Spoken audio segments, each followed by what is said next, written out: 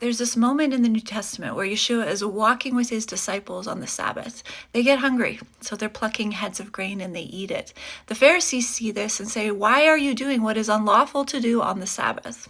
Because the Pharisees had specific laws about all these little details about how you could do things and how you couldn't do things. Things like picking up your mat and carrying it, which is not a Torah command in the Old Testament, but the Pharisees had an oral tradition in that you couldn't pick up your mat and carry it. These are things called fence laws. Yeshua spoke out against fence laws all the time. He wasn't speaking against his Father's commands, because if he did speak against his Father's commands, according to Deuteronomy 13, he would be a false prophet or a false Messiah.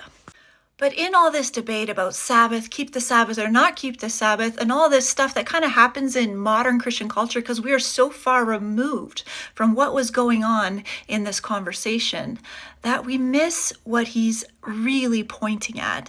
And it is something much, much more profound than most Christians realize.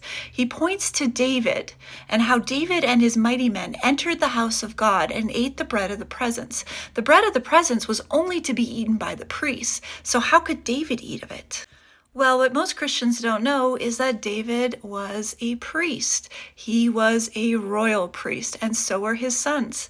David and his sons were priests. They weren't Levitical priests, though. They were kingly priests. That's why David was able to move the tabernacle and do certain priestly tasks, because he was a kingly anointed priest.